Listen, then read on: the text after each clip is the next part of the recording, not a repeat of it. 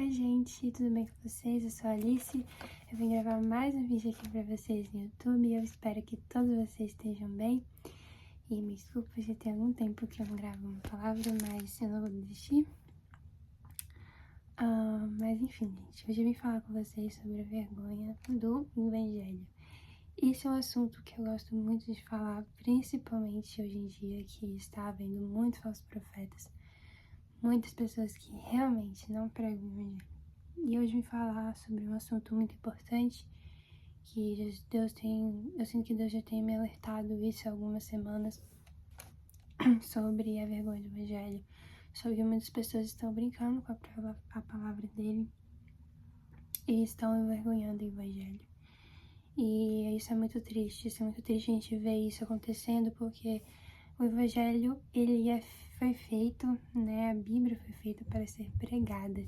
E muitas pessoas estão pregando o Evangelho de uma forma errada, e isso é muito triste. Então, antes de começar essa palavra, eu peço que você possa se inscrever se você quiser, curtir para que alcance mais pessoas, que você possa compartilhar para que o amor de Cristo possa alcançar mais pessoas.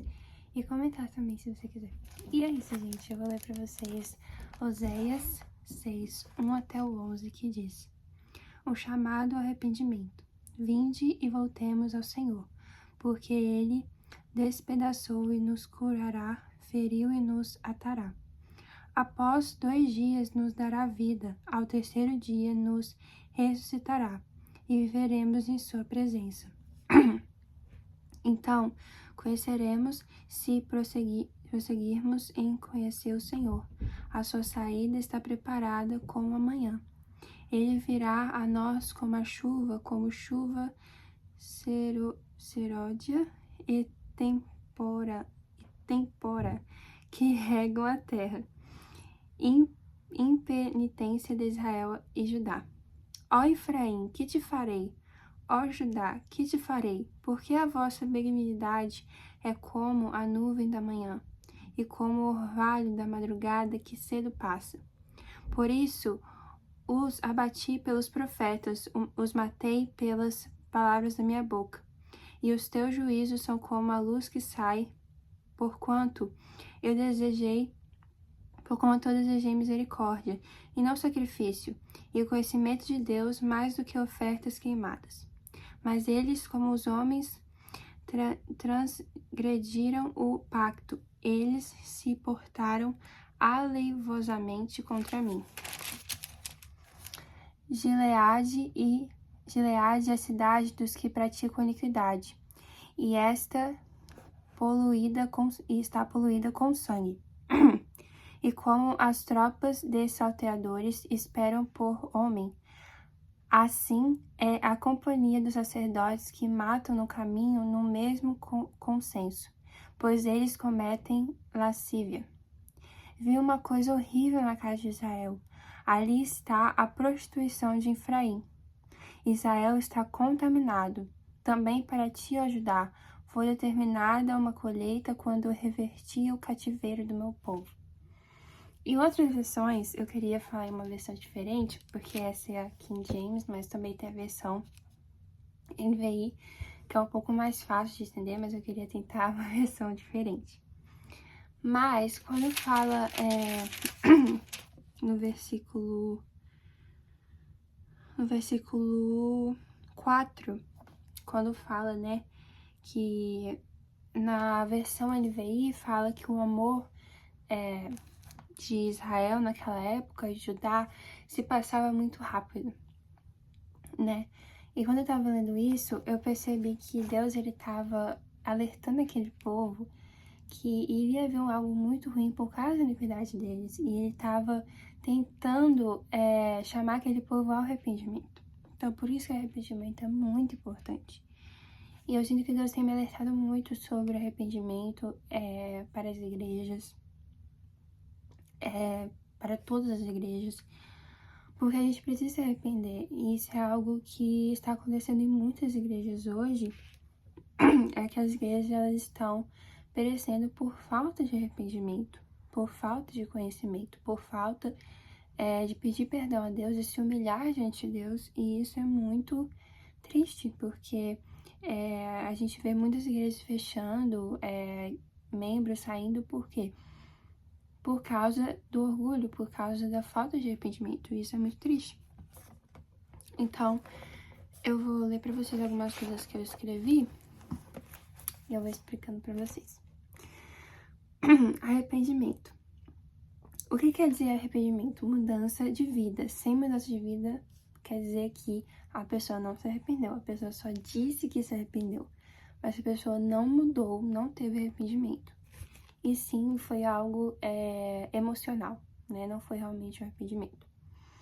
No primeiro versículo de Oséias 6, 1 até 11, diz: Venham, voltemos para o Senhor. Ele nos despedaçou, mas nos trará cura. Ele nos feriu, mas sarará nossas feridas. Isso é na versão NVI. Então, o que isso quer dizer? Que Deus, ele nos fere primeiro para que isso aconteça o arrependimento, né? Porque quando Deus, ele nos fere, quando Deus, ele nos convence, ele quer que a gente se arrependa. Então, por isso que traz, vez que fala aqui, ele nos despedaçou, mas nos trará cura. Porque quando a gente se arrepende primeiro, depois Deus, ele vai trazer o consolo, ele vai trazer a cura para os nossos corações. E eu escrevi Meu Deus do céu, gente, hoje eu tô em palavras, mas enfim. Eu escrevi, nos despedaçou. O que isso quer dizer? O arrependimento nos fere para depois sermos curados. No versículo 2, depois do arrependimento, lembrando que o arrependimento é um passo para o começo de uma vida com Jesus. Sem arrependimento não tem como você andar com Jesus. Porque quando uma pessoa se arrepende, ela deixa aquele orgulho no coração dela e ela não quer ser confrontada, ela não quer aceitar a verdade que é o Evangelho.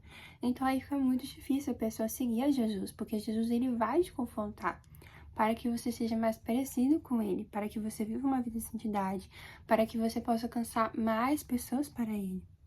Porque se não houver arrependimento, não tem mudança de vida, não tem mudança do caráter, né? O caráter meio que também porque quando a gente tem um caráter ruim, isso reflete nas nossas ações. Porque quando a pessoa tem um caráter, por exemplo, de orgulho, ela sempre irá estar certa. E as ações dela vai refletir o caráter delas. Então, isso a gente também tem que tomar muito cuidado com o nosso caráter. Porque o arrependimento, ele muda o caráter da pessoa. A pessoa, a partir do arrependimento, Jesus, ele vai te ajudar a ser uma pessoa melhor e vai mudando o seu caráter. Mas primeiro você tem que se arrepender e deixar que Jesus faça morada na sua vida. No versículo 3 diz para conhecermos a Deus, no versículo 3 diz para conhecermos a Deus, isso é um convite para buscar o Senhor. Basta nós aceitarmos, porque o arrependimento é uma escolha. Ou seja, quando a gente aceita conhecer mais a Deus, quando a gente aceita se arrepender, a gente vai começar a conhecer mais a Ele. Mas aí que tá, o arrependimento é uma escolha. A pessoa escolhe se arrepender ou não. Então, Deus, ele nos dá o livre-arbítrio. Mas a decisão mais certa é você se arrepender e seguir a Cristo, né? Porque o orgulho não tem um resultado muito bom. Então, é melhor a gente seguir a Cristo, ter a vida eterna, do que a gente não aceitar a Cristo e não ter a vida eterna. Então, a gente tem que tomar muito cuidado. No versículo 4, fala sobre o amor de Efraim e Judá, que acaba rapidamente, evapora. Por isso Deus despedaçou, porque Ele quer que aquele povo se arrependa. Ele quer que aquele povo volte ao primeiro amor. Ele quer que aquele povo volte a amar o próximo. Ele quer que aquele povo volte até o amor de Deus na vida deles. Então, Ele está alertando aquele povo, né? Ele está alertando que se eles não se arrependerem, infelizmente, algo muito ruim irá acontecer. E Deus, ele é um Deus de justiça, ele é um Deus justo, né? Então a gente tem que tomar muito cuidado. Desculpa, gente, minha garganta hoje não tá muito boa, não. Mas você deve estar se questionando: o que isso tem a ver com vergonha do Evangelho? Muitas igrejas não estão pregando sobre arrependimento, ou não praticam arrependimento. Em Mateus 3, 1 até o 3, fala que João Batista pregava sobre arrependimento. Jesus pregava sobre arrependimento, e também muitos profetas como Jeremias, Isaías e Oséias, e muitos outros. Então, por que muitas igrejas têm envergonhado? Então por que muitas igrejas têm vergonha do Evangelho? Ou simplesmente não querem pregar o Evangelho? Fácil. Para muitas igrejas, o Evangelho não dá lucro, ou não traz muitos membros. Muito triste, mas é a realidade. A igreja tem um produto e eles querem conquistar o produto. Nossa. Muitas igrejas, o produto, em muitas igrejas, né, é nosso. E eles querem ter lucro, né? Eles querem que esse produto possa se tornar membro e eles ganharem lucro. E, infelizmente, muitas igrejas viraram comércio. Então, a igreja tem um produto e eles querem conquistar aquele produto para que eles ganhem lucro. Então, infelizmente, a Bíblia, para muitas igrejas, não é mais o suficiente. Eles têm que ter algo a mais. Isso que é a vergonha do Evangelho. É você colocar o homem em primeiro lugar. E você falar somente sobre o homem e não sobre Jesus. E Jesus é o centro da Bíblia, gente.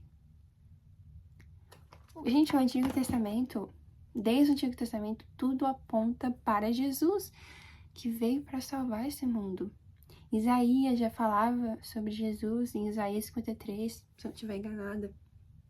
Em muitas passagens, ele fala sobre a vida de Jesus, sobre o príncipe da paz. E muitas pessoas estão com vergonha de pregar o evangelho por simplesmente o evangelho te confrontar, dizer para você negar a si mesmo. Então, como que você quer seguir Jesus ficando do mesmo jeito, né? Isso é muito complicado. A gente tem que entender, colocar na nossa cabeça que o evangelho não é sobre nós, é sobre Jesus. Não é sobre as nossas emoções, não é sobre os nossos sentimentos, é sobre Jesus. Por isso que diz que ele nos despedaça, ou seja, ele nos fere, para que a gente entenda que a gente é pó e que a gente precisa dele. Então a gente tem que entender isso.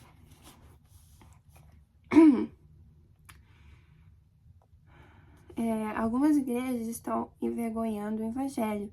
E isso é muito triste, porque Jesus morreu por nós e mesmo assim muitos estão envergonhando o evangelho de Jesus. Infelizmente, por isso que o mundo está do jeito que está. Isso é verdade. Porque para muitas igrejas, a morte de Jesus não é nada. A morte de Jesus se tornou insuficiente para muitas igrejas. Então, isso é muito triste. Eu não tenho vergonha de falar isso. Eu não tenho vergonha de falar a verdade. Que, infelizmente, muitas igrejas se esfriaram. E eu não tenho muito tempo como crente, né? Como evangélica. Eu antes era católica. Mas eu me tornei evangélica tem uns 2 anos e meio, mais ou menos, se não estiver enganada. E assim, mas eu já tive muitas experiências que me amadureceram muito e que me fizeram enxergar muita coisa. Então, infelizmente, muitas igrejas por aí estão se esfriando e já está, infelizmente. Então, tenham muito cuidado com que igreja você frequenta.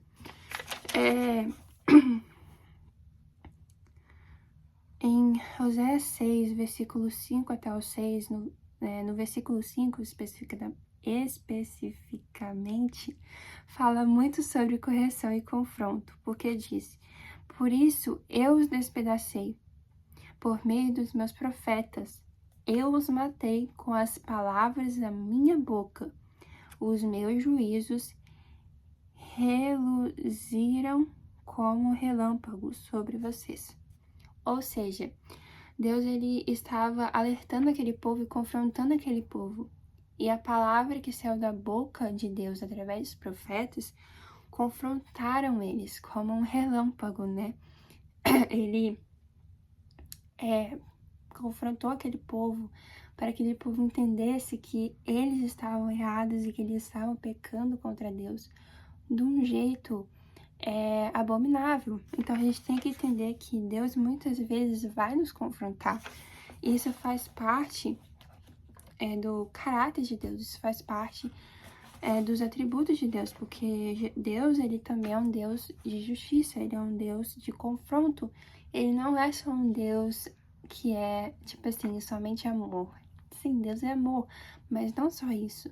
Deus também é justiça, Deus também odeia a iniquidade. Então a gente tem que entender isso.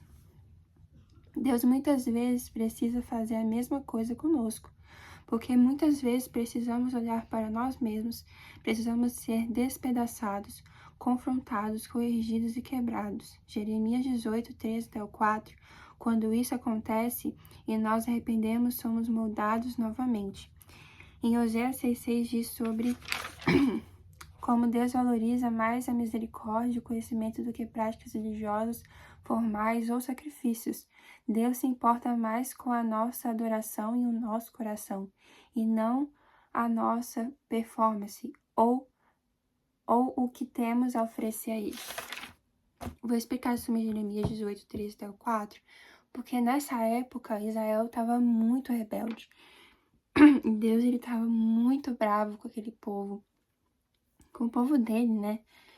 E ele deu uma oportunidade para aquele povo se arrepender. E diz que aquele vaso que estava quebrado, ele ia moldar novamente se aquele povo se arrependesse. Infelizmente, muitos deles, Israel, infelizmente, não ouviu aquilo. E diz que quando a gente se arrepende, isso quer dizer que quando a gente se arrepende, Deus ele nos molda de novo. Aquele vaso quebrado, ele molda novamente, né?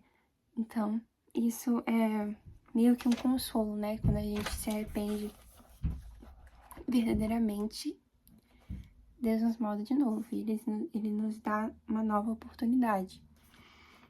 Sobre Oséias 6,6, que diz sobre que Deus valoriza mais a misericórdia e o conhecimento do que práticas religiosas formais do sacrifício, isso quer muito dizer sobre performance. Porque a performance é quando uma pessoa ela fala de um jeito, ela canta de um jeito, enfim. Mas é somente performance. Ali não tem essência, sabe? Por isso que Deus, ele se importa mais com a misericórdia e o conhecimento. Porque ele se importa, isso quer dizer que ele se importa mais com a nossa essência, com a nossa adoração, com o nosso coração, né? E não sobre a performance, sobre você,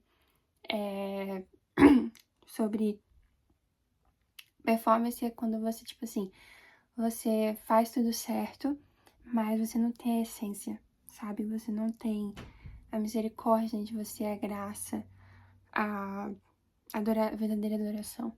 Então a gente tem que tomar muito cuidado com isso também, né? Enfim, gente, essa que foi minha palavra. E também que Deus, ele não se importa com o que nós temos a oferecer a Ele. Por quê? Porque se fosse assim, Deus não se importaria com o nosso coração, né? Porque muitas vezes a gente não tem nada a dar pra Deus, somente a nossa adoração, somente a nossa oração, somente a nossa obediência. Então a gente tem que entender que Deus, ele não quer saber do nosso dinheiro, ele não quer saber, sabe? Ele quer saber do nosso coração, sobre a nossa sinceridade com Ele, sobre o relacionamento, intimidade com Ele. Isso que Jesus quer saber de nós. E é isso, gente. Que Deus abençoe vocês, que vocês continuem estando na presença de Deus e vocês sempre possam entregar a devoção de vocês a Deus, porque Ele nos ouve, Ele nos vê, e que você possa sempre estar na agradável, perfeita presença de Deus, e que você possa viver tudo que Ele tem para vocês. E é isso, gente. Eu sei que a palavra hoje foi meio dura, meio de confronto, mas eu não consigo pregar para amaciar o ego das pessoas, eu não consigo pregar pregação coach. E eu aplico isso para minha própria vida. Porque, por exemplo, quando eu comecei a ser evangélica, se eu só ouvisse pregação coach, se eu só quisesse pregações que ameaçassem meu ego, eu não iria ter o relacionamento com Deus que eu tenho hoje.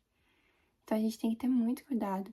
E eu aplico isso não somente na minha vida, mas na sua vida também, que você tem que entender que para você viver o sobrenatural, para que você possa viver algo diretamente do céu, para que você possa transbordar da presença de Deus, se aprofundar mais na presença de Deus, você tem que ser confrontado, você tem que ouvir a verdade, porque é isso que vai te transformar, é isso que vai te libertar, né? Igual em João 8,32, conhecereis a verdade e a verdade vos libertará. Então a gente tem que entender que a gente tem que ser confrontado, a gente tem que ser corrigido. Óbvio, nós também temos que ser consolados, mas a gente também tem que ser confrontado, gente. Porque nós somos seres humanos, né? Então é isso, gente. Essa foi a minha palavra de hoje. Que Deus possa abençoar vocês e que você possa compartilhar essa palavra para que o amor de Cristo possa alcançar mais e mais pessoas. E é isso, gente. Que Deus abençoe e que vocês possam ter um ótimo resto da semana. No nome de Jesus. Amém.